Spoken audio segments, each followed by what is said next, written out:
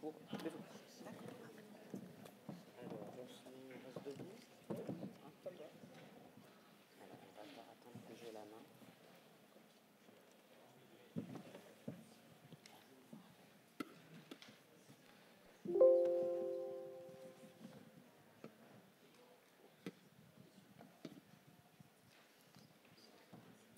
Je ne sais pas si on a besoin d'avoir le retour.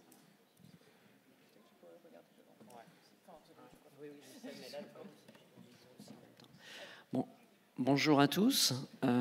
Bonjour à tous et à toutes. On va cet après-midi, ici dans le cadre des Assises internationales du journalisme de Tours, vous présenter Factoscope. Alors, Factoscope, c'est un site qui a été créé au sein de l'école publique de journalisme de Tours, avec un certain nombre de partenaires. Et donc, on va vous faire ici une présentation un petit peu détaillée de cet outil d'éducation aux médias et à l'information qui a vocation à servir au grand public, mais aussi aux professionnels de l'EMI et aux journalistes, bien évidemment, également. Alors, je vais laisser mes camarades se présenter. Donc, je suis moi, Laurent Bigot, directeur de l'école publique de journalisme de Tours.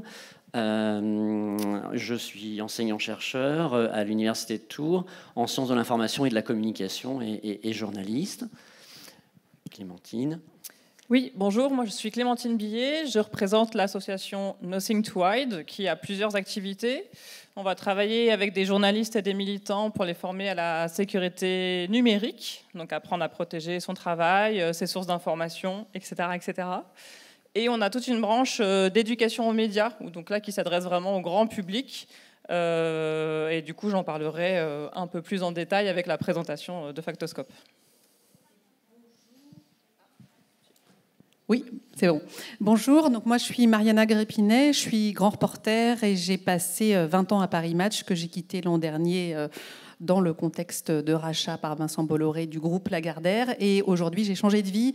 J'ai commencé une thèse sur l'éducation aux médias et le rôle des journalistes. Et j'interviens dans plusieurs écoles de journalisme et j'assure la rédaction en chef du site Factoscope et avec les étudiants aussi de l'EPJT. Voilà, merci à toutes les deux. Donc, on va vous présenter le fonctionnement de ce site qui, encore une fois, est accessible à tous et présente un certain nombre de ressources totalement gratuites et facilement accessibles. D'abord, je vais peut-être commencer par vous donner une idée un peu du contexte de création de ce site. Puisque c'est un outil que nous avons créé au sein d'une école de journalisme, le PJT, et qui est un outil qui avait vocation à mettre en pratique un certain nombre de savoir-faire journalistique, mais aussi d'objets d'études scientifiques, à savoir la vérification de l'information et l'éducation aux médias et à l'information. Donc tout ça est né d'un travail qui, chez nous, a été démarré assez tôt, puisque nous avons commencé à travailler en matière de fact-checking et de vérification de l'information dès 2014, dès 2013-2014, à la faveur de premiers travaux de recherche sur le sujet, notamment d'une thèse de doctorat, mais aussi de bien d'autres travaux par la suite, et également un objet de recherche financé par l'Agence nationale de la recherche ici, consacré à la vérification de l'information dans le journalisme sur Internet et dans l'espace public. On a aussi, en devenant ainsi une école spécialisée dans ces domaines, on a aussi eu la possibilité de faire un certain nombre de missions, d'effectuer un certain nombre de missions à la fois en enseignement auprès de journalistes, mais aussi des missions plus larges, même en matière d'EMI et d'organisation de projets EMI à travers le monde francophone et tout particulièrement en Afrique francophone, ce qui nous a donné une expertise complémentaire. Et puis également, il se trouve que je suis investi dans deux réseaux de journalistes fact-checkers qui sont le réseau IFCN, qui est un réseau international donc présent un peu partout dans le monde, et puis un autre réseau qui est le réseau européen de fact-checking qui tous les deux éditent des codes de principe rigoureux, disons un certain nombre de règles de fonctionnement de ce que doit être le travail de vérification des journalistes qui font ces formats de fact-checking. Et donc, fort de tout ça, on a pu créer cet outil. D'abord un outil école, Factoscope, puisqu'on l'a créé avec des étudiants, avec les idées même des étudiants, leur manière de concevoir ce journalisme-là, avec plusieurs versions de ce site, jusqu'à celle que vous allez découvrir aujourd'hui, plus complète et plus ouverte également en matière de EMI. J'ai mis ici les coordonnées d'un blog qui s'appelle prime.hypothèse.org, qui est un blog qui rassemble l'ensemble des références des travaux du laboratoire PRIME, qui est un laboratoire de recherche de l'Université de Tours à laquelle j'appartiens et donc auquel appartiennent un certain nombre de mes collègues. Ce laboratoire, il a pour vocation de travailler, comme je l'ai dit, en recherche sur l'éducation aux médias et à l'information d'une part, et également sur la vérification de l'information. Ce site factoscope.fr, il est l'association donc de plusieurs partenaires. On a grandement élargi donc les horizons de nos collaborations pour le créer. Donc c'est bien entendu l'école publique de journalisme de Tours, vous l'avez compris. Nothing to Hide également, qui a commencé à présenter Clémentine. CFI également, puisque CFI est un des partenaires de l'école dans un certain nombre de projets, notamment des projets liés à la formation en matière de lutte contre la désinformation en Afrique et au Sahel. Et puis, bien sûr, l'équipe de recherche que je mentionnais juste avant.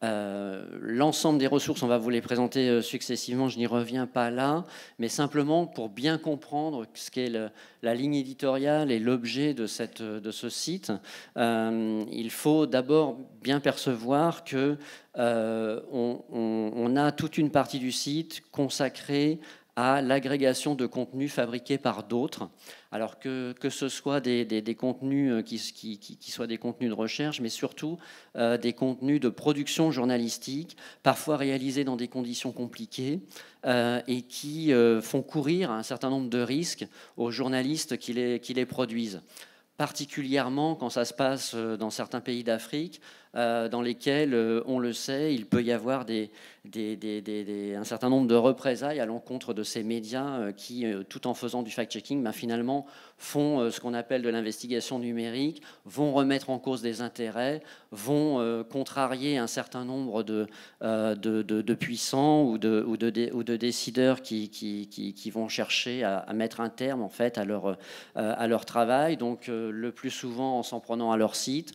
en essayant de les faire disparaître et de les rendre totalement invisibles. Et donc nous, on a cette mission aussi de recueillir ces articles qui nous permettent, et on va vous les montrer par la suite, Mariana va vous en parler, mais des articles qui nous permettent de couvrir le travail de vérification fait dans un grand nombre de pays francophones aujourd'hui. Et puis, c'est aussi un lieu qui a vocation à être un portail un peu d'entrée vers de nombreuses ressources, donc on y reviendra, mais des outils de vérification, enfin donc des outils techniques en fait, mais aussi des séances de pédagogie en EMI toutes prêtes pour pouvoir ensuite les utiliser face à différents types de publics, ainsi que la démocratisation d'un certain nombre de travaux de recherche qui sinon forcément peuvent passer davantage inaperçus.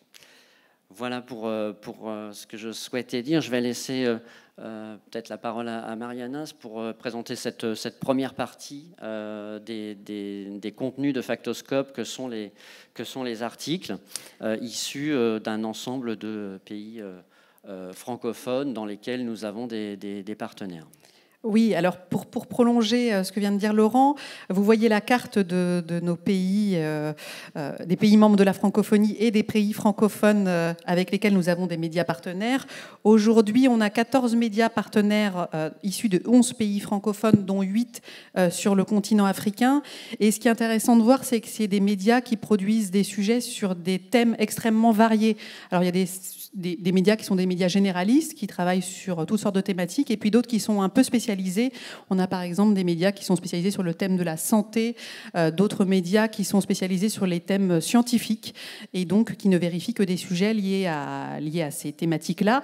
Et puis on a des médias qui ont alors chacun a son histoire, son antériorité, son passé, et puis des expériences différentes. Il y en a qui sont des médias très jeunes, d'autres plus anciens.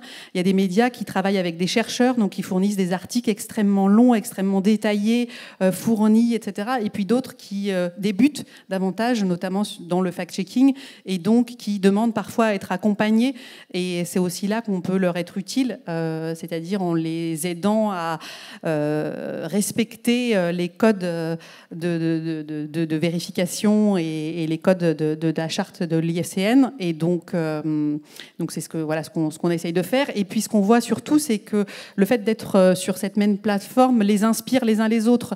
On accompagne désormais un nouveau média en Roumanie, et j'étais avec eux il y a quelques jours. On a fait une visio de débriefing sur les premiers papiers, et eux, par exemple, sur les thématiques de santé, ils n'avaient pas particulièrement penser à se pencher sur ces thématiques-là. Eux, ils sont plutôt sur de la géopolitique, de la politique internationale, etc.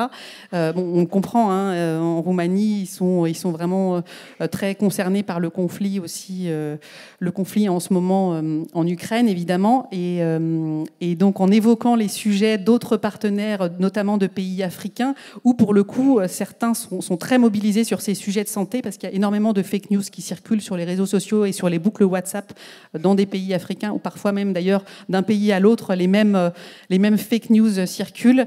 On en voit peut-être ici. Enfin, il y a toutes sortes de choses, à la fois sur des médicaments qui seraient des médicaments miracles, ou des vaccins qui seraient des vaccins qui transmettraient des maladies ou autres. Enfin, il y a plein de choses qu'on voit circuler. Et bref, ça a donné des idées à nos confrères de Roumanie.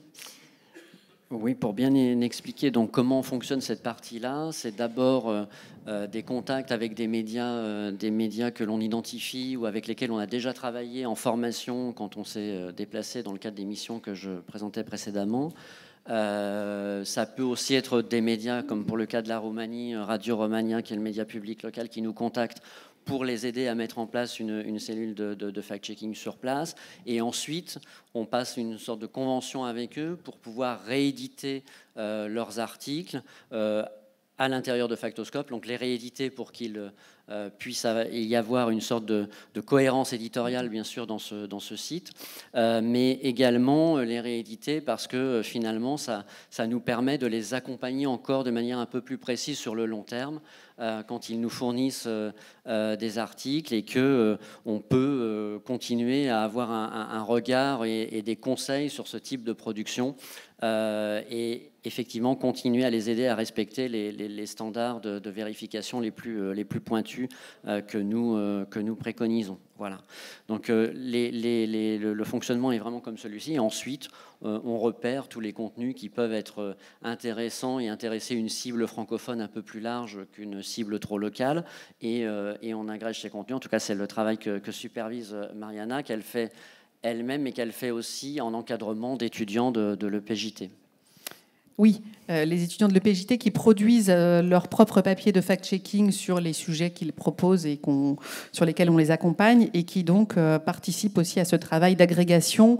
Et c'est un des étudiants qui est là aujourd'hui et qui justement a proposé un sujet tout à l'heure sur une thématique africaine. Voilà, l'idée c'est aussi de se pencher sur des sujets sur lesquels on ne se pencherait pas d'habitude et de leur donner aussi une ouverture et un regard sur ce que font des confrères dans d'autres médias, dans d'autres pays, et voilà. Et donc on agrège, voilà. On agrège tous ces contenus issus de la francophonie, mais les étudiants de l'école, bien sûr, produisent leur propre leurs propres fact-check, leurs propres articles de vérification, parce que c'est aussi pour eux un exercice forcément formateur. Et ce qui est utile à l'intérieur de Factoscope et un peu particulier, c'est que l'on peut avoir dans chacune des catégories que l'on a décrites auparavant, dans chacune des rubriques que l'on a décrites auparavant, un système de filtre qui permet d'aller directement vers ce à quoi on s'intéresse. Donc là, vous voyez par exemple la liste à jour des médias concernés, donc sur votre gauche, et puis ensuite la possibilité de piocher des articles par thématique, de piocher des articles aussi par pays d'origine, parce qu'il y a parfois plusieurs médias fact-checkers issus d'un même pays, bien sûr, et puis par degré de véracité pour tout ce qui est vrai, tout ce qui a été vérifié comme faux, ou tout ce qui reste imprécis. Vous voyez quand même que la plupart des papiers qui sont vérifiés sont faux, in fine. Donc là, c'est un exemple d'article issu du Cameroun, par exemple. Donc voilà, une fausse image, un travail de debunking. Alors le debunking étant la démystification des rumeurs, donc un travail d'authentification de l'image assez classique, ici par un partenaire camerounais assez en pointe sur ce genre de production. Et puis bien sûr, voilà, un verdict qui intervient d'entrée de jeu. Donc je te laisse la parole, Clémentine, sur la deuxième partie. Oui, nous avec Nothing to Hide, on a travaillé sur la partie outils et la partie pédagogique que je vous présenterai aussi tout à l'heure. Donc Nothing to Hide, c'est une association dont le mandat, c'est de défendre la liberté d'informer. Donc on s'adressait beaucoup aux journalistes, aux militants. On en a formé plus de 3000 en France et dans le monde depuis notre création en 2017. On était très orientés avec eux et en fait, assez logiquement, on était très centré sur la sécurité numérique. Évidemment, ensuite, on a parlé beaucoup d'hygiène numérique dans son ensemble. On a fini par faire des formations aussi sur de l'OSINT, donc c'est l'Open Source Intelligence. Donc c'est vraiment comment faire de la recherche sur Internet avec toutes les informations qui sont libres d'accès et que des fois on ne soupçonne même pas, ou sinon on ne sait pas où les chercher, comment cibler nos recherches parmi toute cette masse d'informations qui est libre d'accès sur Internet. On s'est ensuite dit qu'en fait, notre mandat, donc de défendre la liberté d'informer, on devait aussi s'adresser au grand public finalement, que c'était dommage de se cantonner seulement aux journalistes et aux militants, militantes. Et en s'adressant au grand public, on a du coup mis au point un programme d'éducation aux médias, et c'est plutôt même un programme d'éducation aux médias et au numérique, qui s'appelle donc Tous et toutes acteurs et actrices de l'information, avec comme message, en fait, vous aussi, en tant que citoyens, citoyennes, vous pouvez être acteurs, actrices de l'information, vous pouvez chercher vous-même de l'information. Donc, c'est ça l'OSINT, c'est vraiment savoir toutes les bases de données qu'il peut y avoir, tous les outils, les techniques, pour aller chercher vous-même de l'information. Et pour aussi du coup la vérifier. Donc ça se recroisait très bien avec le fact-checking, donc c'était très logique finalement de participer au projet Factoscope. On avait mis au point des ressources et commencé à essayer de structurer tous nos outils et techniques. Enfin, c'est pas les nôtres, c'est ceux qu'on utilise, mis au point par d'autres personnes. Vous voyez quelques exemples là à l'écran. Et en fait, on s'est dit que c'était logique de structurer tout ça pour que citoyens, citoyennes, on puisse vraiment s'approprier et les utiliser nous-mêmes. Donc sur Factoscope, on les a organisés par rubrique pour que ce soit plus facile d'accès. Moi, je vous invite vraiment à aller même vous-même, soit maintenant, soit après cet atelier, parce que ce sera génial. Sur le site donc, de Factoscope, vous pouvez voir les rubriques. Donc ça peut être analyse de site web, base de données, créer un compte d'investigation. Je ne vais pas tous vous les faire. L'idée, c'est que ces outils-là, vous allez peut-être devoir chercher de l'information. Dans base de données, vous allez voir qu'il y a des bases de données vraiment avec un nombre d'informations, avec des spécialisations qui peuvent vous intéresser pour aller chercher de l'information. Vous allez avoir des extensions très spécifiques à des navigateurs qu'on considère comme correctes, comme Firefox ou Chromium, qui est différent de Chrome. Ça va être des extensions pour vous aider à, par exemple, faire de l'analyse d'images et de vidéos. Est-ce que vous savez que vous pouvez regarder des métadonnées, où vous pouvez voir où ont été prises certaines photos, quand est-ce qu'elle a été prise. Vous avez des outils qui vont vous aider à faire vraiment de la vérification. Il y a aussi des moteurs on présente différents moteurs de recherche parce que le réflexe, ça va souvent être Google, pour ne citer que celui-ci. Alors il y en a quelques autres qui sont utilisés, mais on va souvent se cantonner à chercher sur ce moteur de recherche-là, alors qu'il en existe d'autres, alors que pour des enquêtes ou des sujets de recherche, utiliser des outils spécifiques à un pays, ça va être beaucoup plus intéressant. Spécifique à un domaine, ça va être beaucoup plus intéressant. Et surtout, Google a son propre algorithme qui va faire qu'il va vous trier et en tout cas vous organiser les informations, les afficher dans un certain ordre. Si vous allez sur DuckDuckGo par exemple, qui est un métamoteur, donc qui va chercher dans plusieurs moteurs de recherche, il va vous présenter peut-être une autre logique et d'autres résultats en avant. Donc voilà, on a voulu structurer tous ces outils-là sur Factoscope. On a essayé de faire quelque chose d'assez logique. Il y a aussi un travail de mise à jour parce que y a des outils qui fonctionnent plus. Par exemple, là, c'est les outils liés à Twitter. Si vous les aimez bien, il va falloir bientôt leur dire au revoir parce qu'en fait, Twitter a tellement évolué, y compris le nom, que en fait, ces outils-là sont caducs. Donc il y a de la recherche pour essayer de mettre plein de nouveaux outils dans Factoscope, de mettre à jour quand il y a des liens qui ne fonctionnent plus. Oui, il y a aussi deux aspects, c'est-à-dire qu'en fait on peut également trier ces outils dans leur mode d'accès, c'est-à-dire par langue par exemple. On peut savoir lesquels sont accessibles pour quelqu'un qui ne travaillerait qu'en français ou en anglais. On peut aussi les trier, c'est le deuxième point, par niveau de difficulté. C'est-à-dire qu'ils sont classés selon 3 niveaux de difficulté et en fonction de ce que l'on sait faire, de la maîtrise que l'on a ou pas de ces outils, bien on va pouvoir choisir d'y accéder. Oui. Oui, parce qu'évidemment, si je vous dis les bases de données, des moteurs de recherche, il y a des outils qui vont vraiment plus loin. Il y a par exemple une personne qui a créé un outil pour suivre le trafic aérien et qui a centré même son outil sur le trafic aérien des vols, en tout cas des avions référencés comme appartenant à des régimes totalitaires, du coup qui servent certains enquêteurs, ou en tout cas qui vous servent vous si vous êtes passionné par le sujet. Donc ça peut être très précis, comme ça peut être plus global. L'idée c'était de pouvoir présenter des outils, et du coup ça sera la suite avec la partie pédagogie, de proposer des outils pour plusieurs niveaux d'éducation aux médias et ou de recherche avancée sur Internet. La partie pédagogie, c'est donc une création de plein de fiches et d'ateliers, donc de fiches clés en main ou de présentations d'ateliers avec des formats différents pour faire de l'éducation aux médias et au numérique. Et donc on a aussi voulu les classer, ces ateliers, pour qu'ils soient déjà à destination des fois des journalistes, que vous fassiez de l'EMI ou que vous fassiez de la recherche, d'éducateurs, d'enseignants,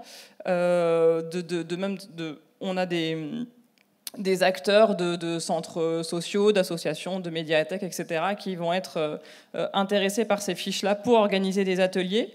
Et donc, il va y avoir vraiment un lien entre cette partie pédagogie et la partie outils. Du coup, dans la partie pédagogie, vous allez avoir un classement des fiches donc vous allez avoir le temps d'intervention, si vous pouvez organiser des ateliers plutôt d'une demi-heure ou de 2-3 heures.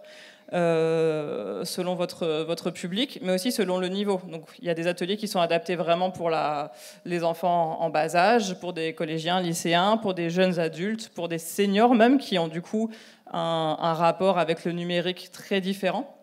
Et donc, il va y avoir par exemple des ateliers d'une trentaine donc là vous avez quelques exemples, il va y avoir des ateliers d'une trentaine de minutes qui peuvent être comprendre ce qu'est une source, et là, on vous propose un atelier vraiment clé en main. Si vous lisez la fiche, vous pouvez toujours nous contacter, mais normalement, après la fiche, vous êtes capable d'organiser vous-même l'atelier. Il y a des ateliers qui sont peut-être un peu plus difficiles à prendre en main, comme on organise un atelier qui s'appelle Investigation citoyenne. Là, on va justement proposer à un groupe, nous on vient, on va présenter des outils d'OSINT, donc pour faire de la recherche avancée sur Internet, et on vient accompagner d'un ou d'une journaliste qui travaille sur un sujet de fond, un sujet d'enquête, et qui va faire travailler le groupe sur son sujet. Donc l'idée, c'est que ce groupe-là, en général, c'est des 12 à 25 ans, va s'emparer des outils qu'on leur a présentés. Donc il y a des outils un petit peu techniques que je vous ai montré tout à l'heure. Il peut y avoir aussi le fait de s'approprier un moteur de recherche, de cibler des recherches sur un moteur de recherche et d'arrêter de poser une question de 50 km de long et de mettre tous les mots alors que ça ne sert à rien sur un moteur de recherche. Donc de vraiment comprendre comment fonctionne Internet. Et donc, ensuite, ils vont travailler sur un sujet concret, apporté par le journaliste qui est spécialiste de sa question. Et ensuite, les informations trouvées par les participants, qu'ils soient élèves, membres d'une association, etc., peuvent être utilisées par le ou la journaliste dans ses papiers, mais bien sûr, ils sont cités. Donc voilà, il va y avoir dans cet aspect pédagogie vraiment des ateliers d'une complexité... Enfin, il y a plusieurs niveaux de complexité, il y a plusieurs publics différents. L'idée, c'était vraiment qu'on agrège un peu toutes nos ressources qui sont... Nous, on a à Nothing to Hide, toutes nos ressources, elles sont libres d'accès, vous pouvez les utiliser, on va dire, comme vous voulez.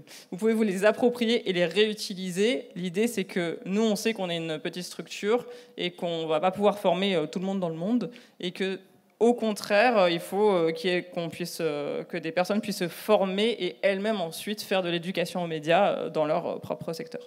Oui, alors ces fiches sont vraiment détaillées comme une bonne fiche de cuisine. C'est-à-dire qu'on peut, dès qu'on clique sur une de ces fiches, on va avoir tout le détail de la préparation jusqu'à la réalisation, la constitution des groupes. Vous voyez pas forcément tout ce qui est mentionné là, parce que c'est écrit un peu petit là, mais sur l'écran. Mais effectivement, on va pouvoir aussi, au moment du choix du cours que l'on souhaite dispenser, se repérer avec le système de filtre en fonction des publics, aussi en fonction de la durée.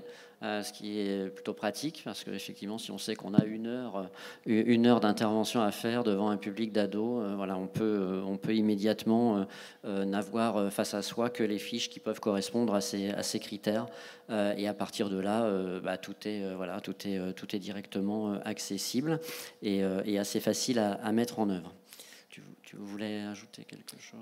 Oui, non, pour le côté vraiment clé en main, ça peut être des ateliers qui peuvent être très ludiques, par exemple, qui vont vraiment être sur le jeu, selon les publics, et notamment pour les enfants. Et dans ce cas-là, il y a aussi les annexes qui sont téléchargeables. Donc il y a vraiment tout ce côté où, à Nothing to Hide, on reste... contactable, on reste joignable et on est ravi de réexpliquer toutes les fiches. On fait aussi des ateliers pour former justement les différents acteurs, mais l'idée c'est que normalement vous pouvez vous débrouiller et vous approprier, et au contraire même les exemples, les changer, les faire à votre sauce, etc. Solutions clés en main, comme on dit. Reste une partie dans Factoscope qui est cette partie que l'on a appelée recherche. Alors en fait, c'est pas recherche dans le sens de recherche d'information, mais c'est le recherche dans le sens chercheurs qui ont compilé des ressources dans un outil appelé Fossoventaire, comme vous le voyez là, qui est une invention de mon collègue Jérémy Nisset, qui est dans cette salle. Et à l'intérieur de cet outil, on va retrouver toute une base de données finalement assez inhabituelle, puisqu'elle peut compiler à la fois des contenus académiques, mais aussi, par exemple, une filmographie, mais aussi des rapports institutionnels, etc., etc. Tout un tas, en fait, de productions qui, à un moment donné, concerne le domaine du faux, ou en tout cas le domaine des techniques aussi destinées à contrer le faux. Voilà, donc pas mal de ressources assez variées, et là encore, un système de filtre qui permet de se repérer à l'intérieur de tout ça, bien évidemment. On peut ne choisir qu'une famille de ces contenus en fonction du travail que l'on est en train de réaliser ou des publics que l'on essaye de toucher. Et j'insiste là sur ce point, sur le fonctionnement participatif, c'est-à-dire que forcément c'est une base de données, comme toutes les bases de données, elle peut être complétée, mise à jour, etc. Et c'est ce qui fait sa force ou son intérêt sur moyen et long terme. Et donc l'idée, c'est qu'il y a la possibilité de nous envoyer des mises à jour liées au contenu que l'on voudrait voir figurer ou qui pourrait figurer dans cette base de données. Voilà pour cette partie également. Donc là, on voit un peu plus en détail comment se présente chaque ressource. Toujours avec un système de famille que l'on peut appeler les unes après les autres. Voilà pour Factoscope et cette présentation. Bien entendu, on imagine qu'il peut y avoir des questions suite à une présentation comme celle-ci, en tout cas sur le fonctionnement de l'outil, et on est bien évidemment ouvert pour discuter avec vous de tel ou tel aspect, ou même de telle ou telle piste d'amélioration. Pourquoi pas, parce que c'est un outil que l'on a fabriqué, certes, mais que l'on fabrique en fait tout le temps, et que l'on complète, que l'on continue à compléter, qui va recevoir des nouveaux contenus prochainement. On réfléchit à des nouvelles rubriques et des nouveaux développements. Donc voilà, nous sommes en tout cas ouverts à l'échange et aux questions.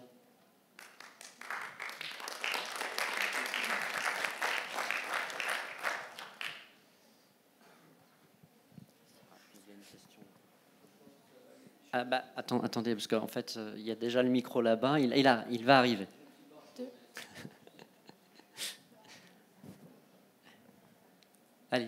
Allez-y. Merci beaucoup pour la présentation de ces outils. Moi, j'interviens régulièrement avec des outils OSINT, mais très très simples, auprès de différents types de publics, dès le collège, lycée. Est-ce que vous avez prévu des scénarios qui sont un petit peu joyeux? Parce que j'ai une difficulté, moi, à travailler sur ces sujets-là, avec des choses qui ne vont pas rapporter encore, ramener de l'anxiété un petit peu autour de ces questions, et sans tomber dans non plus le simplisme et l'enfantillage, parce que ça ne va pas leur plaire. Mais voilà, est-ce qu'il y a des choses qui sont un petit peu détachées de l'actualité, qui peut être chaude, sur lesquelles on va pouvoir rebondir, mais qui nécessitent du recul quand on a des pratiques pédagogiques sur ces questions-là? Merci. Merci. Clémentine? D'expérience, en tout cas, c'est pas forcément nous qui choisissons les sujets, parce que ça va souvent être les personnes avec qui on travaille, que ce soit des enseignants, des acteurs d'associations, qui vont vouloir travailler avec un sujet choisi par la classe, le groupe, etc. Donc, du coup, ça dépend. Après, nous, quand on a pu l'atelier d'investigation citoyenne, à l'inverse, c'est le journaliste ou la journaliste qui vient avec son sujet. On essaye de ne pas faire des choses trop anxiogènes, mais par exemple, on a travaillé sur le modèle économique des influenceurs, et on leur a demandé par contre de choisir des influenceurs qui leur plaisaient, etc. Donc ça peut être une idée. Après, on a des fiches comme l'atelier piège à clic, je crois qu'on a vu le titre tout à l'heure, qui va être vraiment de comprendre comment on forme un titre qui va être soit vraiment très informationnel ou qui va nous inviter à cliquer alors qu'il n'y a pas grand-chose derrière. Donc là, il y a quand même des titres, des exemples qui ne sont pas forcément très, très anxiogènes. Souvent, ça vient quand même de la classe, pour nous, en tout cas. Donc, je ne sais pas comment vous fonctionnez. Dans les propositions pédagogiques que vous avez déjà clés en main, est-ce qu'il y a cette possibilité? Nous, on a donné des exemples. Après, c'est souvent en lien avec l'actualité, donc ça va être pas forcément hyper gai, quoi. Donc, sur les clés en main, oui. Après, on essaie de mettre les exemples à jour au fur et à mesure, parce qu'il y a des choses qui sont vraiment dépassées, ou c'est des références que les personnes n'auront plus. On peut, mais c'est intéressant d'avoir cette remarque pour se dire qu'il faut vraiment le retravailler et peut-être que ça peut être plus simple d'avoir des choses moins actu, moins anxiogènes. Donc, ça existe en tout cas, mais il faut fouiller. Oui. Mais après, pardon, j'ai une petite remarque qui sera peut-être un peu décalée, mais il y a des sujets qui vont être traités. Alors là, je sais qu'il y a des confrères qui travaillent sur des sujets qui, pour nous, sembleraient complètement décalés. Par exemple, là, il y a un sujet sur lequel ils travaillent, mais tout à fait sérieusement, parce qu'il y a même un confrère qui s'est vraiment demandé si c'était vrai ou faux. Est-ce que l'urine de chameau est anticancérigène ? Donc nous, ça pourrait nous faire sourire, mais en fait, voilà, il y a des endroits où on prête de tas de vertus certaines choses, et donc il y a des sujets tout à fait sérieux qui sont traités de manière sérieuse et qui peuvent être amusantes d'un point de vue extérieur et qui peuvent même être décortiqués ou évoqués auprès d'élèves. Je pense que voilà, tous ces sujets santé qui véhiculent parfois vraiment beaucoup de fake news peuvent être des thématiques à aborder, par exemple. Il y a une question devant, oui. Oui, je m'intéresse au Sénégal. Est-ce que vous pourriez me montrer un exemple de, si on faisait une recherche sur le Sénégal, ce qu'on aurait maintenant, visuel? Est-ce que c'est possible de fassiez voir un petit peu ce qui sort, quoi. Je vais essayer de le faire chez moi, mais est-ce que c'est possible que vous fassiez une... En fait, par exemple. Sur le Sénégal, nous, on n'a pas de partenaire direct au Sénégal. Par contre, on a un média que l'on suit, voilà, que l'on suit plus particulièrement, donc qui s'appelle, ça y est, Mariana, Sénégal. C'est pas moi. Au Sénégal, qui est Africa Check, ça y est. Et Africa Check, en fait, travaille dans beaucoup de pays d'Afrique, notamment au Sénégal pour la partie Sénégal et Afrique francophone. Et donc, si vous suivez aujourd'hui Africa Check en français, donc sur sa partie francophone, vous allez trouver tout un tas de ressources qui vont concerner le Sénégal, tout un tas de productions qui vont concerner le Sénégal. Et qui sont par ailleurs très bien faites parce que c'est un des médias pionniers du fact-checking en Afrique, un des plus solides aussi, qui respecte le code de principe du réseau international de fact-checking depuis très longtemps, et qui, là, je pense, j'ai pas regardé leur dernier contenu, hein, mais je pense qu'il a eu pas mal à faire au cours des derniers jours, des dernières semaines. Donc ça, vous pouvez... Voilà, ça c'est vraiment une ressource, Africa Check, que vous pouvez consulter, voilà, avec l'assurance de trouver des contenus intéressants sur le Sénégal. Je vous remercie. Je vous en prie.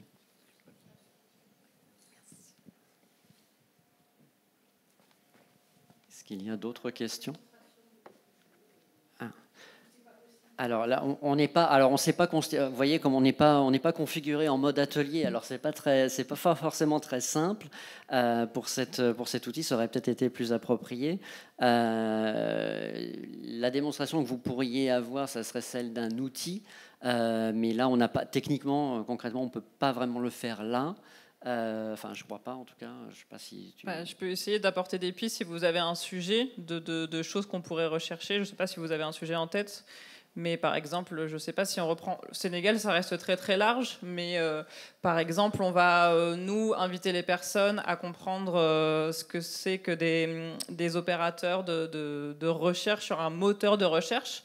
Déjà, il faut comprendre ce qu'est un moteur de recherche, donc ça va être Google, Bing, Yahoo, DuckDuckGo, bref, plein d'autres, Ecosia, etc. Et donc, par exemple, si on prend Google, ça va être de taper, je sais pas, élection présidentielle au Sénégal. Ça veut dire que si vous cherchez une expression précise, ça va être de le mettre entre guillemets. Si vous avez repéré un site qui pouvait vous intéresser, ça va être de se dire... Ce site, il y a quand même beaucoup de pages, beaucoup de rubriques. Je suis un peu perdue dedans. J'aimerais bien voir s'ils ont des fichiers Excel avec des chiffres, parce que ça m'intéresserait de récupérer des chiffres, comme des comptes, par exemple, d'une association sénégalaise qui pourrait vous intéresser, ou d'un parti politique sénégalais, ou des fichiers PDF. Donc là, il y a une petite expression à mettre... je ne sais jamais si c'est type file ou file type. Je ne me rappelle jamais du sens. Je le regarde à chaque fois. 2 points. Et après, vous mettez c'est type file. Je crois. Oui, pardon, désolé, mais moi je me mélange du coup. Donc type file, 2 points, et vous mettez le nom du site, et du coup, dans le moteur de recherche, ça va vous mettre tous les PDF qui sont présents sur le site internet.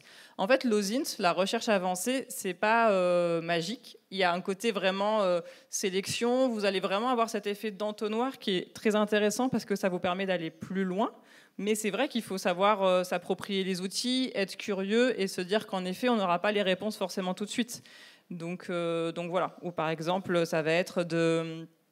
Je sais pas, vous avez justement une photo d'une manifestation en marge des élections, de l'élection présidentielle. Et vous allez par exemple essayer de voir s'il y a des métadonnées dedans, s'il y a le nom de l'appareil qui aurait pu le prendre. Des fois, quand c'est par exemple une tablette, il y a même le nom de la personne dans les métadonnées. Alors maintenant, c'est de plus en plus un peu corrigé, effacé, mais le jour de la prise de vue, donc par exemple, ça se trouve, vous allez découvrir que la prise de vue date d'il y a 7 mois, et donc ça n'a rien à voir, c'est un autre contexte. Ça va être vraiment des pistes comme ça. Après, je dirais que l'OSINT, ça vous permet d'aller plus loin, ça vous permet aussi d'avoir des faisceaux d'indices qui vont vous dire là je me méfie, là c'est un petit peu bizarre, donc je ne vais pas prendre pour argent comptant, je vais vraiment avoir mon esprit critique, je vais prendre du recul sur l'information qu'on me donne. Il y a, je ne sais pas si c'est très clair, mais c'est plein de petits outils comme ça qui vous permettent d'avancer en tout cas dans votre recherche.